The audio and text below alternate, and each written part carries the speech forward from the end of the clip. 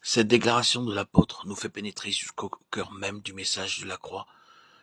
C'est pour être le Seigneur que Christ est mort et qu'il a repris vie, Romains 14,9. Or, par la loi, je suis mort à la loi afin de vivre pour Dieu. J'ai été crucifié avec Christ, ce n'est plus moi qui vis. Galates 2, 19, 20. L'apôtre nous délivre le message de la délivrance le plus simplement, le plus rapidement. Nous comprenons que le message de la croix est bien la puissance de Dieu. Ce moi qui, depuis les jours de la chute, est au centre de la vie de l'homme et son mobile, ce moi dont l'homme est si jaloux. Je l'ai crucifié, je suis mort avec Christ, nous déclare l'apôtre Paul. Et c'est la loi qui m'a conduit à mourir, en révélant mon impuissance à faire ce que Dieu demandait. C'est la loi qui m'a montré que le bien n'habitait pas en moi, dans ma chair, et que réduit de mes seules ressources, j'étais perdu. Dans la capacité où j'étais de lui obéir, ce sentiment d'impuissance, de prostration qui s'empare de l'homme, aux prises avec la loi, qui est le processus de la mort. La loi me fait mourir, de sorte que je me suis réfugié en Christ et maintenant je suis mort avec lui.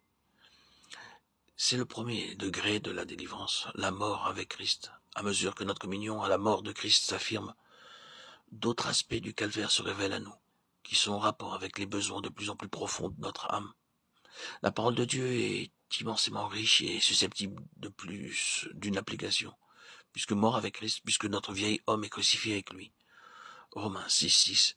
Nous rejetons nécessairement la colère, les passions, la malice et tout ce qui manifeste la vie de la chair. Colossiens 3, 9. Remplis de joie, nous faisons alors l'expérience que le message de la croix est bien la puissance de Dieu et que le Christ vivant peut sauver parfaitement tous ceux qui s'approchent de Dieu par lui. Hébreux 7, 25. Mais tôt ou tard, nous nous apercevons que nous avons besoin d'une nouvelle délivrance et que des manifestations du moi subsistent encore en nous, sous une forme moins grossière que les précédentes, mais subsistent cependant. Bien que nous communions avec Christ en sa mort, et que nous soyons effectivement délivrés des péchés qui manifestent la vie du moi. Le moi est là. Lorsque nous servons le Maître et que nous en ressentons une certaine satisfaction orgueilleuse, le moi est là. Quand nous souffrons et que nous éprouvons à notre endroit une certaine pitié teintée d'admiration, il est là. Lorsque nous recherchons l'approbation des hommes, il se dissimule même aux heures de difficulté et d'épreuve, alors que nous jugeons et nous condamnons. Le moi est encore dans cette extrême sensibilité qui souffre au contact avec les autres. Il est là lorsque les jugements humains nous blessent et que nous essayons de nous justifier. Il est là, enfin, dans ce sentiment de nous-mêmes. Tout ceci manifeste que le moi, un moi plus subtil que le précédent, mais une forme de moi est restée au centre de notre vie. Le moi occupe toujours la première place. Nous constatons alors que notre labeur reste vain, sans fruit, et la lassitude, le découragement s'emparent de nous. Lorsque nos yeux s'ouvrent, nous voyons enfin le néant d'une activité que sa vie n'anime pas. C'est alors que l'Esprit de Dieu nous ramène à la croix et nous y fait trouver une nouvelle délivrance. Une délivrance qui, chez plusieurs, a provoqué une transformation radicale de la vie et a eu des répercussions infiniment plus profondes que n'en avait eu l'affranchissement du péché. Regardons à Jésus. En lui, nous sommes morts à la loi. Effectivement, Dieu ne dit plus « tu dois » à ceux qui sont en Christ. Aussitôt que nous obéissons à la loi de Christ, nous recevons l'Esprit du Fils, du Christ, dans nos cœurs.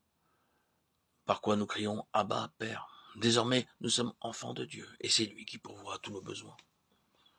Levons donc les yeux sur Jésus. Notre moi est maintenant crucifié avec lui. Et à mesure que l'Esprit nous révèle le message de la croix, nous nous étonnons d'avoir tant tardé à découvrir son merveilleux secret. Christ en nous. Dès que nous chargeons sa croix, dès que le Seigneur trouve le chemin libre, il se manifeste en nous, par nous. Est-ce tout? Pas encore. Maintenant que celui qui est mort et ressuscité occupe en mon cœur la première place, le trône, je marche à sa lumière. Celle-ci illuminant les replis les plus cachés de mon être, de ma nature si complexe, manifeste des besoins insoupçonnés jusqu'alors et me conduit à nouveau à la source de purification et de vie, Jésus. Je suis crucifié avec Christ. Sa croix est la mienne.